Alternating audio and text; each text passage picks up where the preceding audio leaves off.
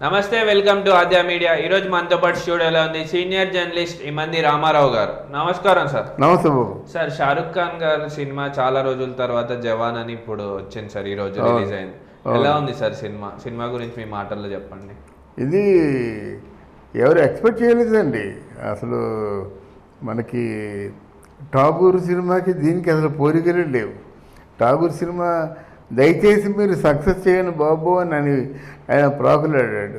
ఈ సినిమా అలా కాదండి. ఈ సినిమా 1000 కోట్లు అంటే బిజినెస్ చేస్తుందనేటువంటి అంచనా ట్రేడ్ వర్గాల వారు వీళ్ళందరూ కూడా ఆశ్చర్యపోతున్నారు. ఆ సినిమా అంటే 55 సంవత్సరాల వయసులో షారూఖ్ ఖాన్ ఆ విధంగా చేయడం అన్నది చాలా అసలు ఆశ్చర్యపోతున్నారు అన్నమాట. ఆ ఫిట్నెస్ ఉండడం అంతానా. మరి షారూఖ్ ఖాన్కి ఎంత ఆనందంగా లేకపోతే తిరుపతి వచ్చి దర్శనం చేయించుకొని మొక్కు చెల్లించుకుంటాడు. ఇది బెస్ట్ మూమెంట్స్ అంటాడు షారూఖ్ ఖాన్. ఈ అంటే ఎస్పెషల్లీ జవాను సినిమా మాత్రం ద బెస్ట్ మూమెంట్ ఒకటి. తర్వాత కథనం ఈ రెండు కూడా అట్లీ వేరే విజృంభణ చేశాడు అన్నమాట. మామూలు విజృంభణ కాదు, చాలా బాగా చేశాడు.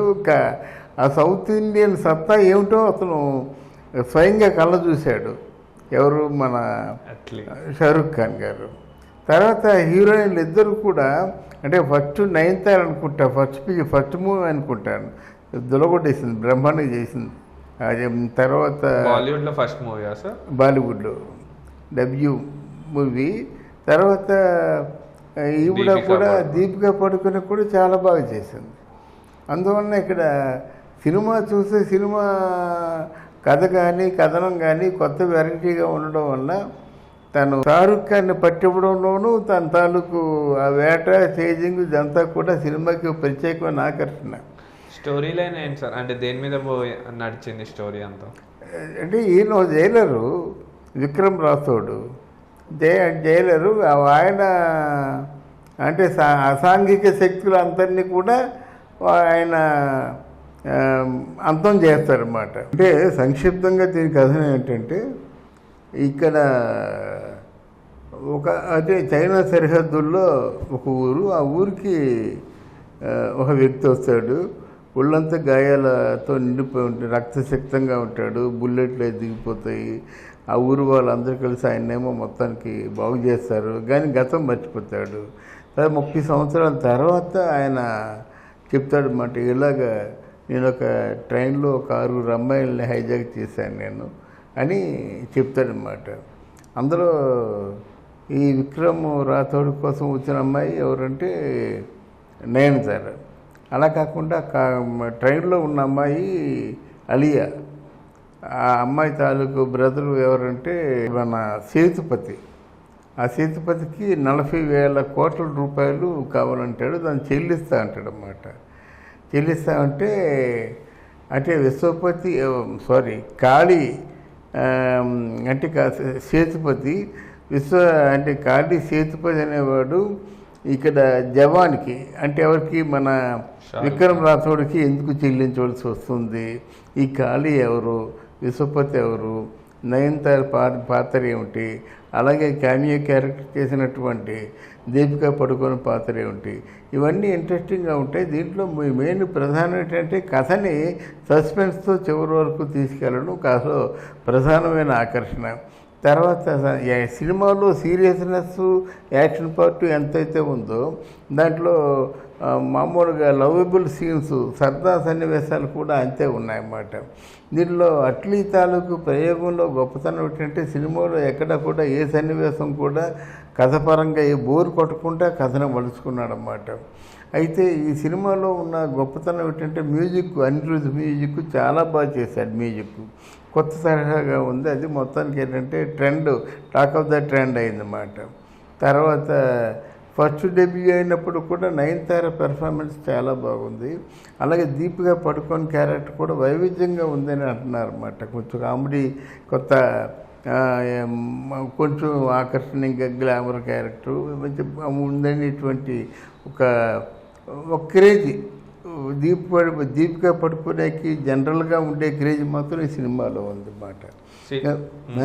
వెరసి 55 సంవత్సరాల వయసు అయినప్పుడు కూడా ఎవరు షారూఖ్ ఖాన్ మాత్రం తను చాలా లిబరల్గా, చాలా హ్యాపీగా, చాలా అంటే మామూలుగా ఒక యంగెస్టర్ ఎలాగైతే యాక్ట్ చేశాడో అలాగే యాక్ట్ చేశాడు అనేటువంటి ఒక పేరు తెచ్చుకున్నాడు ఈ సినిమాలో. తర్వాత ఓవరాల్గా బిజినెస్ పరంగా ఇది ఎంత ఎక్స్పెక్ట్ చేస్తుందంటే 1,000 కోట్లు ఎక్స్పెక్ట్ చేస్తుంది అనేటువంటి ఈనాటి పబ్లిక్ టాకు. రేపు ఏమవుతుందో తెలీదు. అయితే ఒకటి పఠాన్కి దీనికి ఎక్కడ తేడా సంబంధమే లేదు. పఠాన్ ఒక 500 కోట్లు కలెక్ట్ చేసేసరికి చాలా కష్టసాధ్యమైపోయింది. ఇది అలా కాకుండా చూడగానే 1000 కోట్లు కలెక్ట్ చేస్తుంది అనేటువంటి అంచనాకు వచ్చారనమాట. కనుక ఈ మధ్యకాలంలో సినిమాని అన్నిటికంటే ఒక మంచి సినిమాగా ఒక ఈ సినిమాని చెప్పుకోవచ్చు అన్నమాట, జవాన్ సినిమాని. సినిమాకి పాజిటివ్ టాక్ వచ్చింది సార్, కానీ సలార్తో పోటీ పడుతుంది అంటారా ఈ సినిమా? లేదు, పడలేదు. ఎందుకంటే సలార్తో పోటీ పడేలాగా ఉంటారు. ప్రభాస్ గొప్పతనం ఏముంది? యంగస్టర్ ప్రభాస్ కదా. ప్రభాస్ సినిమా ఇప్పటికి ఎవరు మర్చిపోలేదు. ఆ బాహుబలి సినిమాని ఎవరు మర్చిపోలేదు. తర్వాత ప్రశాంత్ నీల్ తాలూకు డైరెక్షన్ వేరుగా ఉంటుందండి.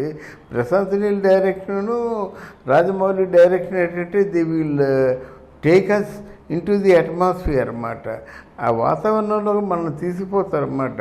అది నిజమా అబద్ధమా, లాజిక్కి స్టాండ్ అవుద్దా తీసి పక్కన పెట్టినట్టయితే మనం దాంట్లో మునిగిపోతాం అన్నమాట. ప్రశాంత్ నీళ్ళు సినిమాలో ఉన్న గొప్పతనం దాంతో మనం కంపేర్ చేసుకోలేము. సినిమాను ఉన్నంత వరకు ఆకర్షణీయంగా తీసుకొచ్చాడు. అక్కడ బోర్ కొట్టకుండా మంచి అంటే సినిమా పరంగా, సన్నివేశాల పరంగా బ్రిస్క్గా ప్యాక్డ్గా ఉంది సినిమా అనమాట. But we should not compare this picture into Salar.